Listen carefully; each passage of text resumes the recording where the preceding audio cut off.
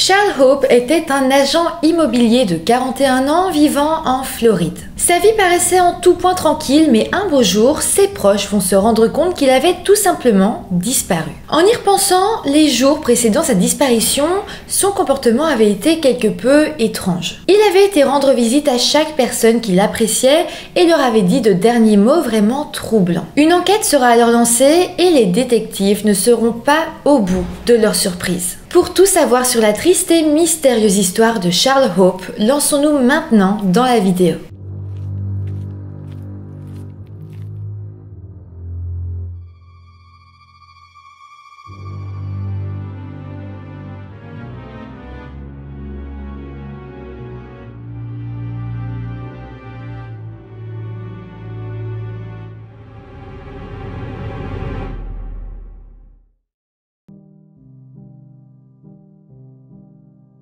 Hello tout le monde, j'espère que vous allez bien. Aujourd'hui on se retrouve avec une vieille affaire qui est très peu connue. C'est une histoire qui est vraiment troublante. Au fur et à mesure que je l'écrivais, je me disais que vraiment il y avait beaucoup de choses qui laissaient dire que sans doute quelque chose d'atroce était arrivé à Charles Hope et surtout que la situation semblait bien plus compliquée qu'elle ne paraissait l'être. Avant de commencer, comme d'habitude, je vous rappelle de vous abonner à la chaîne si ce n'est pas encore fait. Merci à tous ceux qui sont déjà abonnés, merci à tous ceux qui le feront. N'hésitez pas non plus à vous abonner à mon compte Instagram si vous en avez envie. Et maintenant que tout ça est dit, eh bien lançons-nous dans cette triste affaire. Charles David Hope, que tout le monde appelait Charlie, est né le 30 septembre 1940 aux États-Unis dans la ville de Brooksville, dans l'état de la Floride. Il a alors grandi avec ses parents William et Geraldine Hope, ainsi qu'avec ses 5 frères et sœurs. D'ailleurs, sa famille résidait dans la région depuis des générations. Pour vous dire, les ancêtres de Charles faisaient partie des 2 premières familles européennes à être venues s'installer sur la côte de la Floride. Sinon, pour vous parler un peu plus de Charlie, alors qu'il grandissait, il était devenu un réel passionné de la nature. D'ailleurs, il adorait la pêche et il adorait chasser. De plus, il connaissait mieux que n'importe qui les marais et les zones boisées du comté de Hernando. À côté de ça, à l'école, Charlie excellait, que ce soit au niveau de ses cours, du côté scolaire, mais aussi au niveau sportif. Mais c'est vrai qu'après ça, tout a été très vite, puisqu'en 1957, alors qu'il n'avait que 17 ans et qu'il venait à peine de finir l'école, il a épousé une jeune femme qui s'appelait Alice. En l'espace de quelques années, Alice et Charlie vont avoir 4 enfants, 3 garçons et une fille. Pour subvenir aux besoins de sa famille, eh bien Charlie travaillait dans le secteur de la construction, mais au bout de quelques années, il a décidé de changer, de se réorienter professionnellement et avait alors commencé à travailler dans le secteur de l'immobilier. Il a d'ailleurs très vite progressé et est finalement devenu un véritable homme d'affaires. Il gagnait alors très bien sa vie et son business ne faisait que grandir. Petit à petit, il est vraiment devenu une figure importante de sa région et d'ailleurs il va même être élu président de la Hernando Valley Port Authority.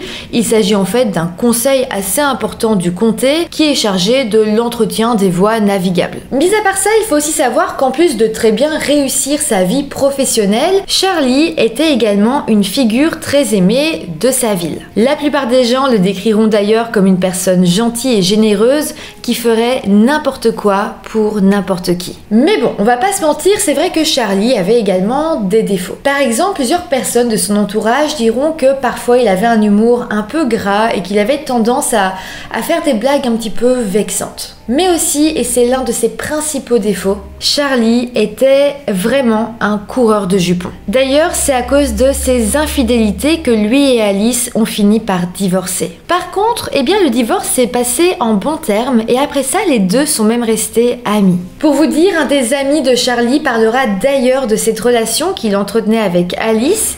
Et voilà ce qu'il dira. Alice Hope était sa meilleure amie. Si elle l'appelait à 3 h du matin et avait besoin de quelque chose, Charlie se levait et partait. En tout cas, en 1977, alors que Charlie avait à présent 37 ans, il a semblé retrouver l'amour et il s'est une nouvelle fois marié avec une femme qui s'appelait Adele. Malheureusement, leur mariage ne va durer que 3 ans. Adele en a vite eu marre de toutes les infidélités que son mari lui faisait subir et elle avait alors fini par demander demander le divorce. À présent, on va donc se plonger au mois de mars 1982 et à ce moment-là, Charlie avait 41 ans. Au début de ce mois-là, c'est vrai que la famille et les amis de Charlie avaient remarqué qu'il semblait un petit peu perturbé. En soi, c'était comme si quelque chose le dérangeait et les doutes ont commencé à s'intensifier lorsque Charlie s'était rendu dans l'état de Géorgie pour y voir son fils, Scott, qui sortait tout juste d'un camp d'entraînement militaire. Lors de cette rencontre avec son fils, Charlie était vraiment bizarre, il parlait pas beaucoup, il avait même l'air un petit peu mélancolique et à un moment donné, il avait dit à son fils que si jamais il lui arrivait quelque chose, il ne devait pas s'inquiéter puisqu'il serait pris en charge. C'était donc vraiment étrange, son fils Scott s'est posé pas mal de questions, mais il n'a pas vraiment cherché à en savoir plus. Par la suite, le 30 mars 1982, Charlie s'était rendu au domicile d'Alice, son ex-femme, afin d'y voir son petit-fils qui avait tout juste 1 an. Selon Alice, il était resté beaucoup plus longtemps que d'habitude. De plus, quelque chose qui l'avait marqué, c'est que là encore, Charlie ne parlait pas beaucoup et ça l'avait étonné parce que de base, Charlie, c'était un homme qui avait de la tchatche, il parlait énormément. Mais là, il était plutôt réservé. D'ailleurs, plus tard, Alice va déclarer ceci. « J'aurais dû savoir que quelque chose n'allait pas. Il était assis là, sans rien dire. J'ai vu des larmes couler dans ses yeux à plusieurs reprises. J'aurais dû m'en douter. » De plus, il faut savoir que ce jour-là, alors que Charlie était toujours chez Alice, il avait reçu un appel téléphonique. Au cours de cet appel, Charlie semblait un petit peu agité et il avait l'air de mettre en place un rendez-vous pour rencontrer quelqu'un. Sinon, autre chose un petit peu troublante, c'est que ce jour-là, après avoir quitté le domicile d'Alice, Charlie avait décidé de se rendre chez ses parents. En arrivant à la maison, il avait remarqué que son père était là, mais que sa maman, elle, ne l'était pas. Il avait alors parlé un long moment avec son père, et là encore, eh bien son papa dira que il avait trouvé Charlie très taiseux, comme s'il profitait du moment, mais qu'il ne disait pas grand-chose. Par contre, c'est vrai que Charlie a insisté pas mal de fois sur une chose. Il a demandé à son père si sa mère pourrait l'appeler dès qu'elle en avait l'occasion et le plus vite possible. Malheureusement, ce jour-là, Géraldine était très occupée avec des invités et donc elle n'a pas eu le temps de recontacter son fils. Au final, Charlie a donc juste passé un petit peu de temps avec son papa à discuter. En partant, il avait redemandé à ce que sa mère puisse l'appeler à un moment donné, mais voilà, elle ne l'a donc jamais fait. D'ailleurs, Géraldine, donc sa maman, s'exprimera plus tard par rapport à ça et elle dira « Nous étions dans une maison pleine de monde ce soir-là, je ne l'ai pas appelé. C'était ma dernière chance de lui parler. » Après ça, Charlie était donc rentré chez lui et le lendemain, c'est-à-dire le 31 mars 1982, Charlie s'était rendu chez un couple d'amis qui s'appelait Joe et Karen pour manger avec eux. D'ailleurs, ses amis étaient assez surpris que Charlie ait voulu les voir, qu'il ait trouvé le temps de les voir, parce que clairement c'était un homme très occupé et il voyait que très rarement ses amis. Mais bon, c'est vrai que d'un côté, il les avait pas vus depuis longtemps et donc Joe et Karen se sont simplement réjouis de voir Charlie. Par contre, lors de ce dîner, eux aussi ont noté que le comportement de Charlie était un petit peu étrange. Il a d'ailleurs passé un long moment de la soirée à jouer avec le chien du couple qu'il aimait énormément. Rétrospectivement, la famille et les amis de Charlie se sont dit que toutes ces visites, ces derniers mots que Charlie leur avait dit, ressemblaient à des adieux. Ça semblait vraiment étrange parce que Charlie, en l'espace de 2 jours, avait libéré tout son temps libre pour voir tous les gens qu'il aimait, pour passer du temps avec eux. Son comportement avait été un petit peu étrange. Pour son fils, il lui avait dit que quelqu'un veillerait sur lui si jamais il venait à disparaître, à mourir ou quoi que ce soit. Tout ça ressemblait vraiment à des au revoir, à des adieux. D'ailleurs, ça ne s'arrête pas là parce que le 31 mars, donc juste après avoir quitté la maison de ses amis Joe et Karen, Charlie s'était rendu dans un restaurant appelé le Redfish Seafood and Steakhouse afin d'y rejoindre Dave, son oncle. Selon Dave, Charlie avait également eu un comportement étrange. Déjà, il avait noté que Charlie parlait beaucoup avec le personnel du restaurant, mais surtout, il avait demandé après une serveuse en particulier, mais on n'en sait pas vraiment plus. Mais ça ne s'arrête pas là puisqu'au cours de la conversation avec son oncle, Charlie avait mentionné qu'après, il comptait se rendre chez sa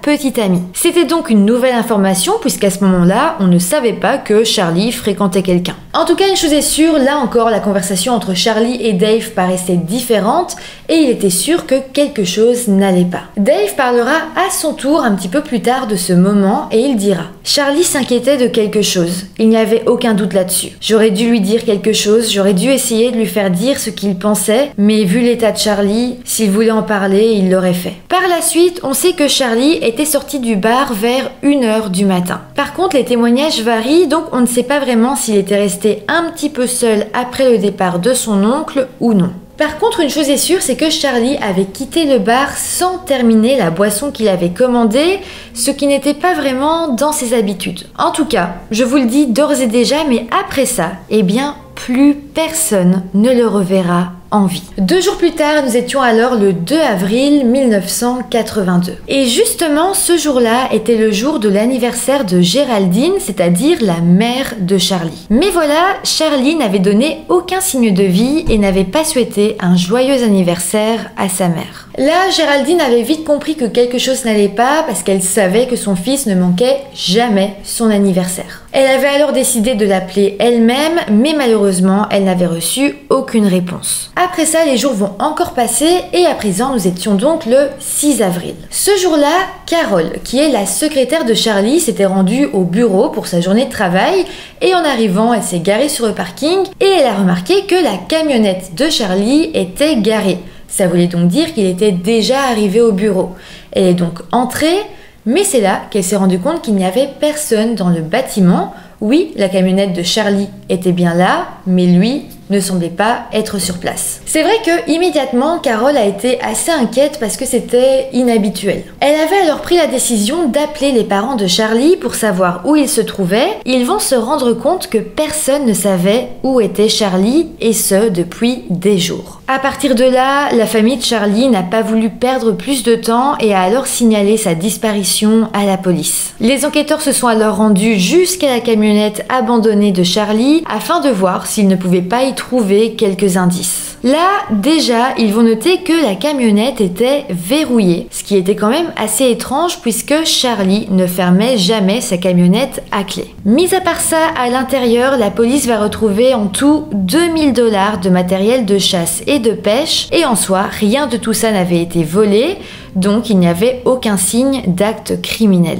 Par la suite, les enquêteurs avaient alors interrogé tous ceux qui connaissaient Charlie au cas où ils avaient eu des contacts avec lui, mais malheureusement, personne n'avait eu de ses nouvelles, et ce depuis le 31 mars au soir, donc au moment où il avait quitté le restaurant. Pour vous dire, la police a même fini par retrouver la serveuse que Charlie cherchait le soir de sa disparition. Elle avait été interrogée à son tour et elle avait expliqué que quelques jours avant la disparition, elle avait été faire du canoë avec Charlie. Par contre, elle dira aux enquêteurs qu'elle était juste amie avec Charlie, qu'il n'y avait jamais rien eu de plus entre eux, et elle dira qu'elle ne savait pas pourquoi Charlie la cherchait spécialement ce soir-là. Au final, les autorités en ont donc conclu qu'elle n'avait aucun lien avec sa disparition. Après ça, la police a alors lancé de grandes recherches terrestres, mais aussi par bateau et aérienne, mais rien n'a été retrouvé. À côté de ça, la famille de Charlie ainsi que des bénévoles ont passé des jours et des semaines à ratisser les marais et les zones boisées,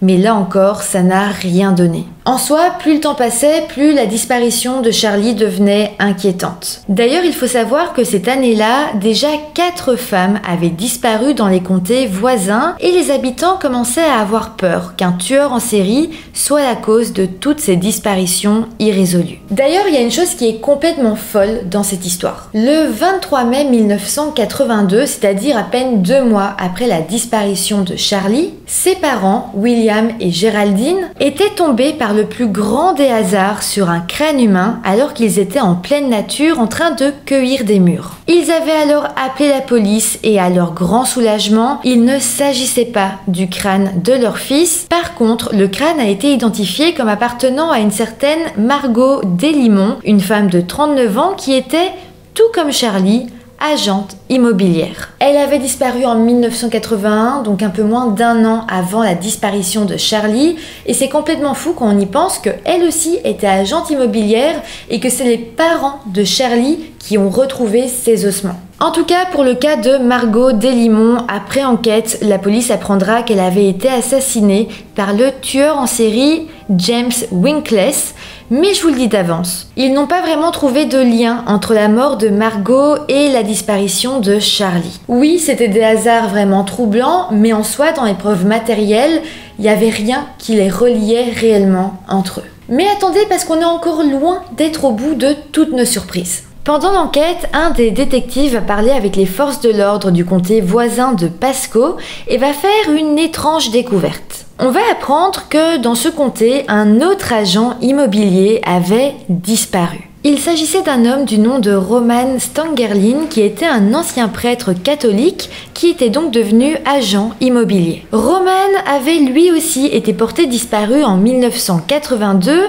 et ce qui est étrange dans son cas, c'est que juste après sa disparition, plusieurs personnes s'étaient rendues à la police pour témoigner l'avoir vu à plusieurs endroits dans la ville. En tout cas, après que la disparition de Charlie ait été connue, beaucoup de personnes ont commencé à penser qu'il y avait un lien entre les deux histoires. D'ailleurs, pendant un certain temps, les enquêteurs se sont même demandé si quelqu'un ciblait les agents immobiliers en particulier. Mais bon, finalement, la disparition de Roman va être résolue après qu'un homme du nom de Stanley Modzelowski ait avoué le meurtre afin de se garantir une peine moins lourde. Stanley avait avoué avoir tué Roman et qu'avec l'aide de son fils, ils avaient ensuite enterré son corps sur le terrain de leur ferme familiale. Les enquêteurs avaient également tenté de faire avouer à Stanley et à son fils le meurtre de Charlie Hope, mais ils avaient finalement nié toute implication dans sa disparition. D'ailleurs, lorsque la police a fait des fouilles sur le terrain privé du tueur, ils ont bel et bien retrouvé les ossements de Roman. Par contre, il n'y avait aucune trace d'os ou de quoi que ce soit qui pourrait appartenir à Charlie. Donc au final, on avait 3 agents immobiliers disparus sur une même période. Pour 2 d'entre eux, leur cas avait été résolu, mais pour ce qui était de Charlie, le mystère restait total. La suite de l'affaire va se passer 8 mois après sa disparition. Un homme avait en fait appelé la police après avoir découvert une pile de vêtements soigneusement pliés alors qu'il nettoyait une zone envahie par les palmiers, zone située à environ 100 mètres du bureau de Charlie. De ce que la police a noté, les vêtements étaient propres et ne présentaient aucune trace de sang. Par contre, on sait que la dernière fois que Charlie a été vu en vie, il portait une chemise hawaïenne bleue, mais cette chemise n'a elle pas été retrouvée dans ce tas de vêtements ni à proximité de ce tas. Par contre, il faut quand même savoir que les vêtements retrouvés ont été montrés à la famille de Charlie et tous ont été certains qu'il s'agissait bien de vêtements qui appartenaient à Charlie. Donc là, c'est très étrange. Ça voudrait dire que quelques mois après sa disparition, on retrouve une pile de vêtements qui semble avoir été déposés là soigneusement. Ces vêtements pourraient appartenir à Charlie, mais ce ne sont pas ceux qu'il portait lors de sa disparition. Vraiment, ça rajoute encore plus de mystère dans cette affaire. D'ailleurs, la police n'a trouvé aucune explication à cette découverte. La zone a pourtant été fouillée, mais rien d'autre n'a été retrouvé. Au final, comme la police n'arrivait pas à trouver de réponse sur ce qu'il s'était passé, pas mal de rumeurs ont alors émergé. Selon certains, Charlie se serait enfoui pour vivre sur une île privée, peut-être aux alentours du Brésil. En fait, selon certaines informations, juste avant sa disparition, Charlie se serait rendu dans une sorte d'agence de voyage appelée Scuba West. C'est vraiment une information à prendre avec des pincettes parce qu'en soi, on ne sait pas vraiment d'où ça vient. La police s'est quand même intéressée à cette agence de voyage, ils ont parlé aux personnes présentes sur place et aucune d'entre elles se rappelait avoir parlé ou même avoir vu Charlie. C'est assez étrange, mais on se dit aussi que peut-être c'était un client parmi tant d'autres et qu'ils ont oublié qu'il s'était présenté. Mais donc, si on en croit cette rumeur, Charlie se serait présenté dans cette agence et aurait parlé d'une île proche du Brésil où il aurait pu prendre un aller sans retour. Si on se penche un peu plus sur cette théorie, il y a quand même quelques questions qui nous viennent en tête, notamment la question du passeport. Il faut noter que le passeport de Charlie n'a été retrouvé nulle part. Après, d'un autre côté, on ne sait pas vraiment s'il disposait ou non d'un passeport. Par rapport à ça, Adèle, donc son ex-femme, a déclaré que quelques années auparavant, Charlie s'était fait voler son passeport alors qu'il rendait visite à sa famille en Colombie. Malheureusement, on ne sait pas si depuis ce moment-là, il l'avait fait fait remplacer ou non. Par contre, par rapport à cette théorie comme quoi Charlie aurait fui sur une île brésilienne, il faut savoir que ni Adèle ni Alice, donc ces deux ex-femmes, ne soutiennent cette hypothèse. En fait, ces deux ex-femmes vont toutes les deux rapporter le fait que Charlie leur avait dit qu'il ne quitterait jamais le comté d'Hernando. Comme je vous l'ai dit, ses ancêtres faisaient partie des premières familles européennes à s'être installées sur place. C'était vraiment un endroit qui était important pour lui, il voulait rester vivre là, que ses enfants, ses petits-enfants vivent là. Et donc ça paraît quand même bizarre que de son plein gré, sans réelle grosse raison, il ait décidé de partir et d'aller sur une île. Mais donc quand on y pense, si effectivement Charlie était bel et bien parti s'exiler sur une île, ce serait sans aucun doute parce que quelque chose l'aurait poussé à le faire. Peut-être qu'il avait des problèmes, qu'il n'était plus en sécurité et qu'il n'avait donc pas eu d'autre choix que de partir. Il y a d'ailleurs une théorie qui existe comme quoi Charlie aurait pu être lié d'une manière ou d'une autre au trafic de stupéfiants. On sait par exemple que Charlie passait beaucoup de temps dans les marais du comté et justement, ces marais étaient connus pour être un refuge